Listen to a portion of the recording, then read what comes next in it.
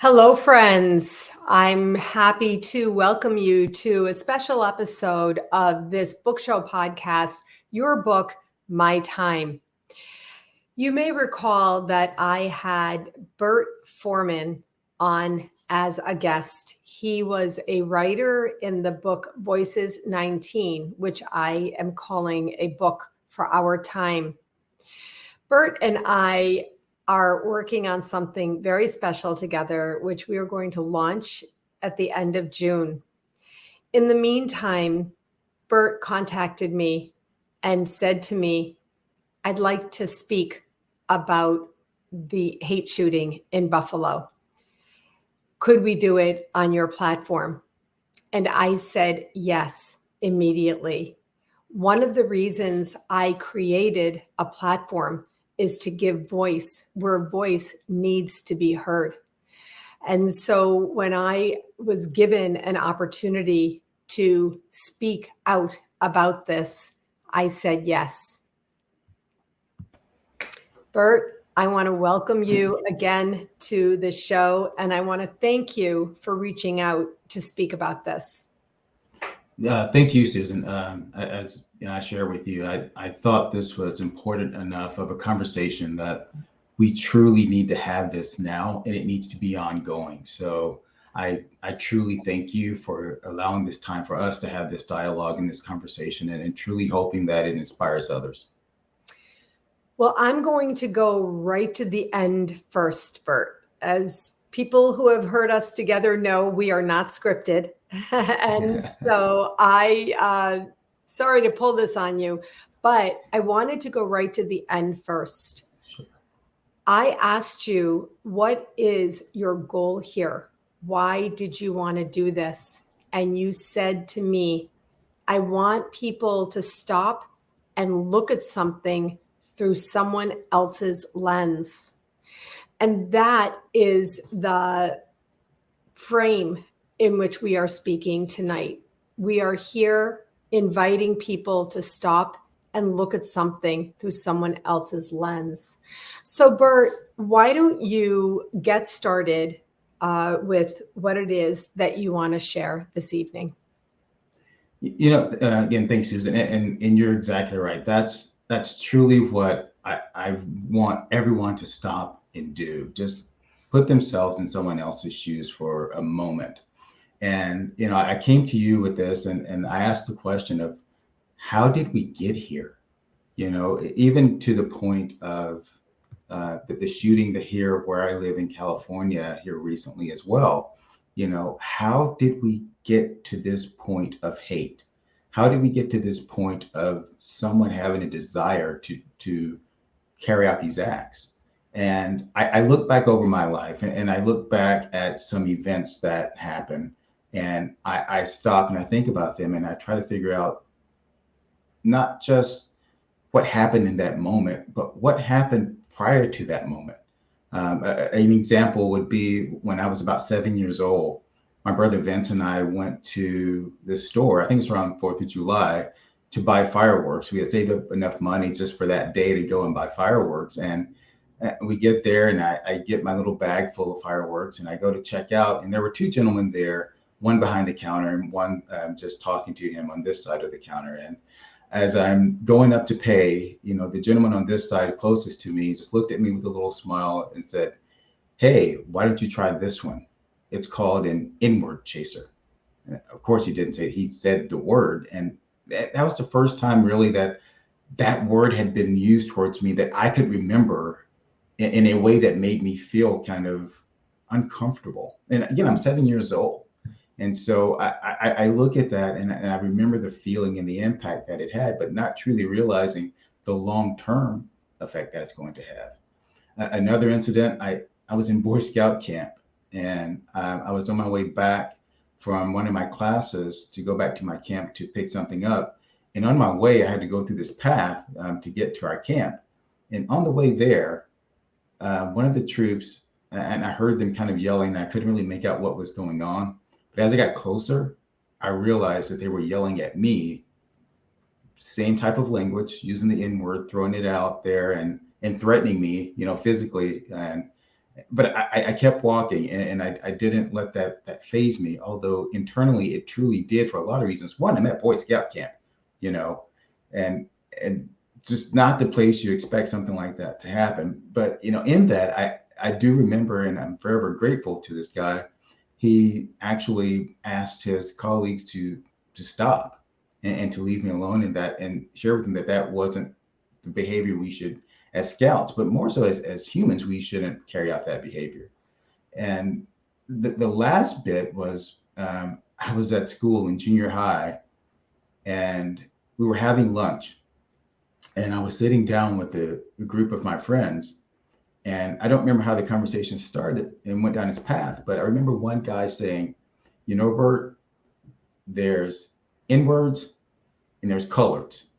You're colored. You're one of the good ones. And again, I stop and I start thinking about all of these events that happened, and there are more, but these three really I start thinking about, and I start thinking about, it would be truly easy for me to label each one of these folks with a certain label.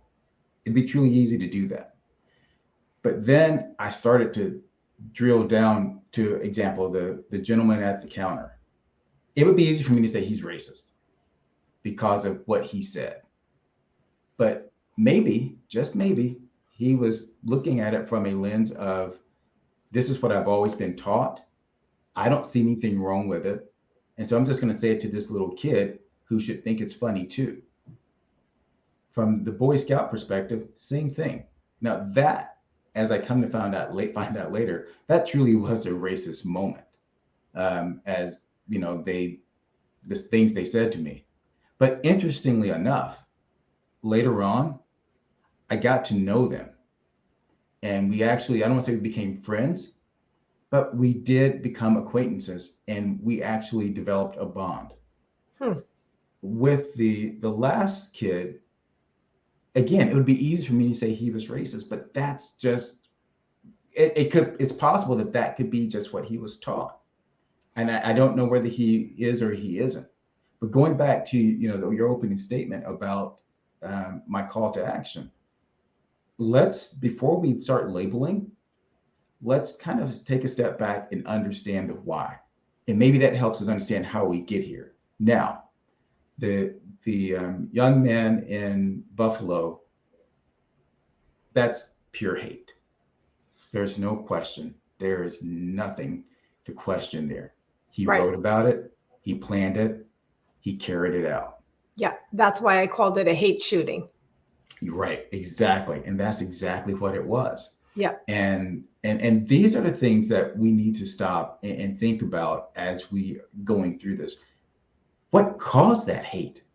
What fueled it? Even if, for example, the gentleman who said the words at the store, even if he wasn't racist or had nothing against anyone else, it's that type of dialogue, it's those type of things that can then perpetuate to and grow into the true hatred that turns into the events that happen in Buffalo. Yeah. You used the word dialogue. What you meant was term in reference to him. He used a certain type of term. But the word dialogue does come up for me, and because that's what we want to be doing here. We invite people to share their comments with us, share their thoughts, whatever platform you're seeing us on, whether you're live with us or if you're watching this by replay. We will see and respond to your comments. And Bert, this is what I'm doing here. I'm listening.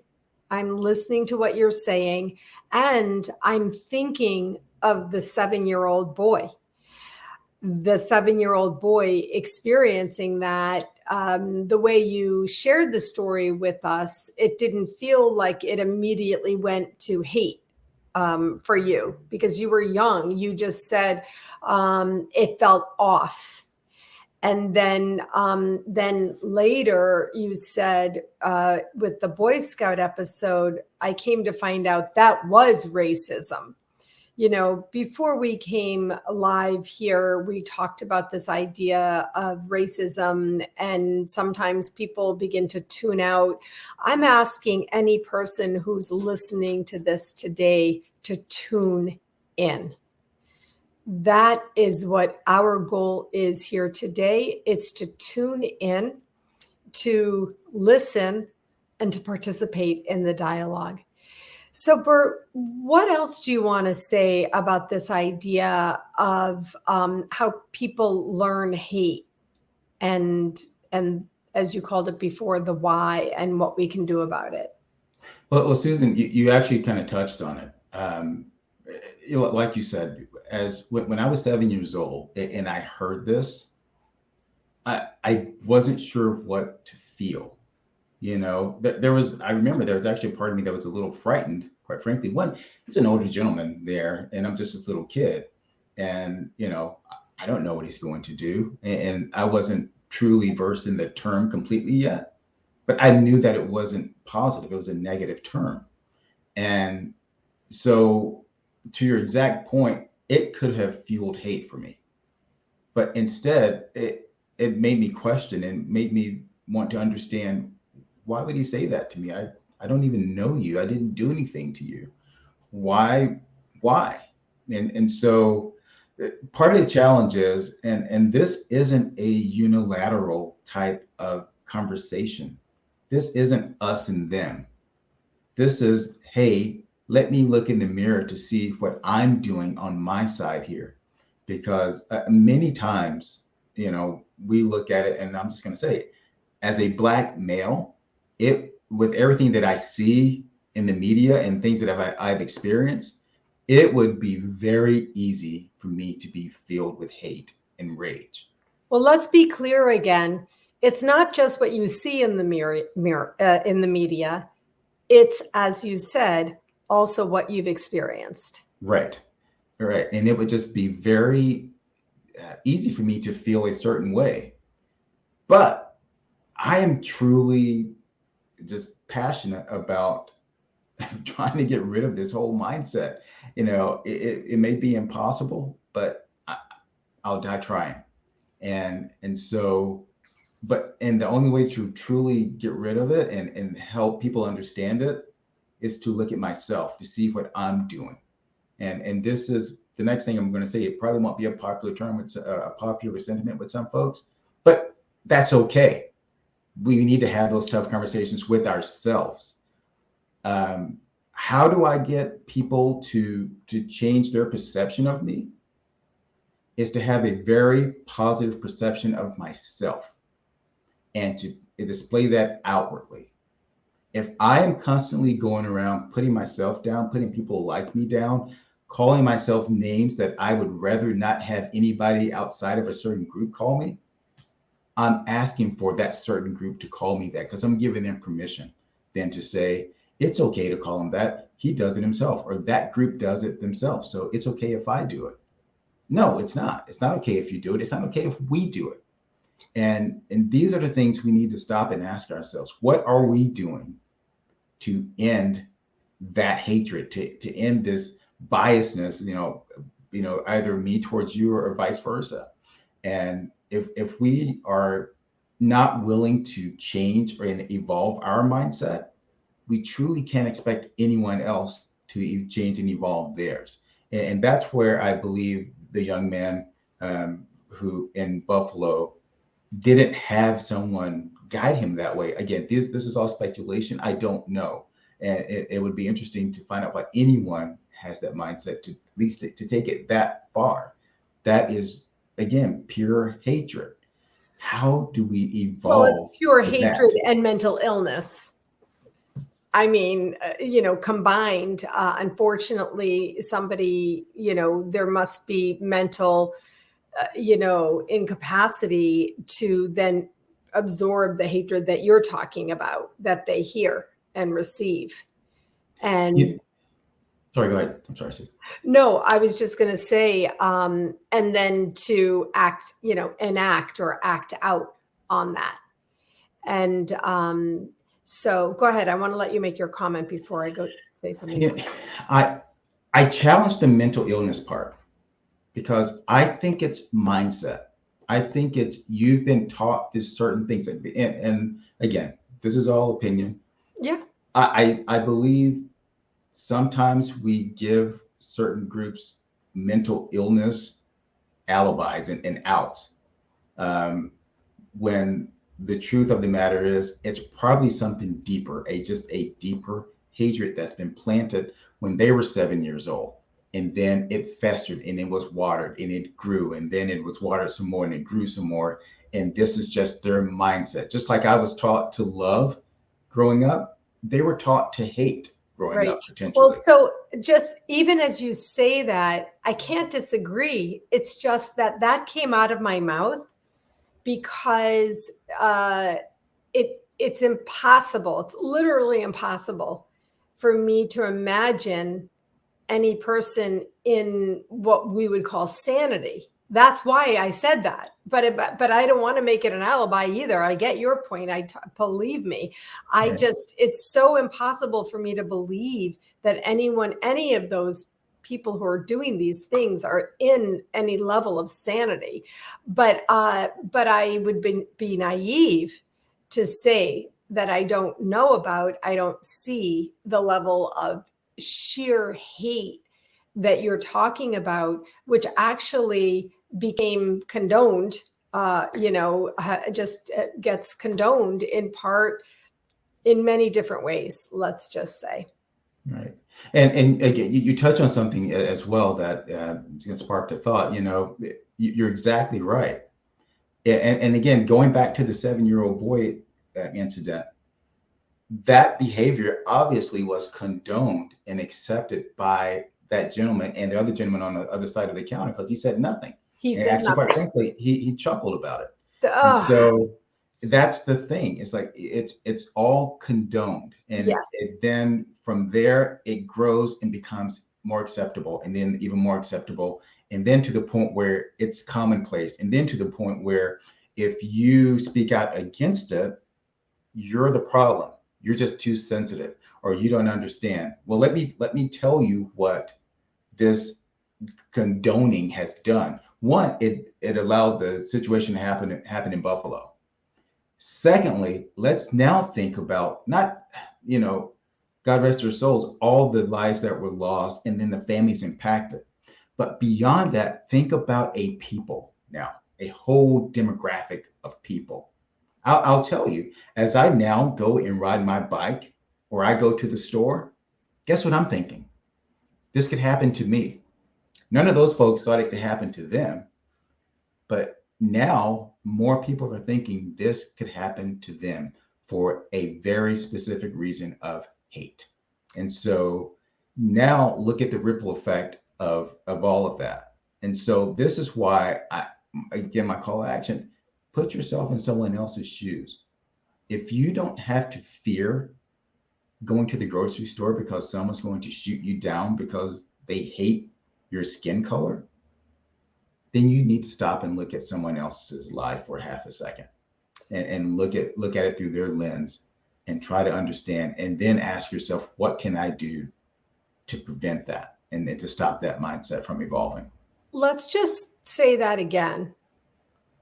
If you don't have to fear going to the grocery store because someone hates your skin color, then let's invite you to look at that again, to see through that lens. My daughter lives 4 miles away from that Tops. And it was a very difficult, striking and shocking situation. And they did have to go to the market, and they went to another place at another store. And within a few days, they were in great awareness. But she does have white skin. And Bert, this is one of the reasons I feel like you gave me an opportunity by you asking a favor to speak about this. And that's why I said yes. And that was, I think, a day or two ago, and we got right to it, because this conversation, this dialogue cannot wait. It cannot wait another minute. People are suffering. You talked earlier about, I think you were talking about a manager after George Floyd was killed. And when that happened, I remember posting, managers, your team members are hurting. And be aware that any people of color who work for you, they need your support right now. Do you want to talk about that for a second? Sure. You're, as you said, when that happened again, you can only watch so many things happen to people like you before it starts to spill over, and you start again to feel some type of way, and start having different thoughts and all these things. And I had a conversation with my manager at the time, and he and I were just talking, and he asked me, he said, Bert, what can I do to help? And I just simply said, similar to what you stated, just keep in mind that because it doesn't happen to you or you can't see it, that don't think that it doesn't exist. Don't think that people are exaggerating. Be thankful actually that you do not have to endure any of these things, and count yourself blessed. But know that other people actually do go through this. They're not exaggerating. They're not making things up. Right. It's their reality. Right. And we have to all be aware of that and try to figure out a way to help each other with it. Until that point, we're going to keep spinning our wheels doing the same thing.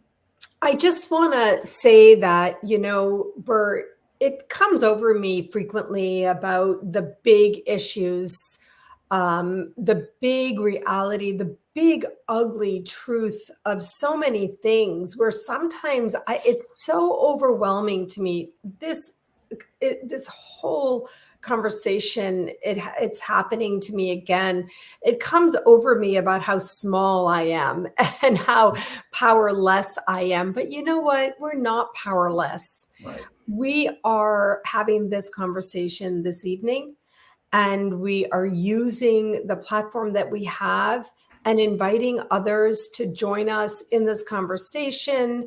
We're inviting others to think about it and see through the lens of another. See through the lens of another. And so, how much impact it has, I'm not sure, Bert, to tell you the truth. But you and I, we're in the destiny game. And in the destiny game, you're in it for life. And so, any one person who's listening to us, who is interested in this conversation, who is motivated, intrigued, and inspired to have a conversation further with people they know, I think that's what we're doing here. And I think that's the best that you and I can do right now, Bert. Right. I agree. And it's just keeping the conversation going and just really trying to get people, and like I said, it's not unilateral, it's bilateral and multilateral for that matter. Looking at someone who is completely opposite of them and trying to understand, where they're coming from, their point of view and their perspective. And most importantly, listen to what they are saying. And sometimes even more important than that, listen to what they're not saying. Listen to watch what they're experiencing, and then watch how they respond when you ask a certain question or behave a certain way.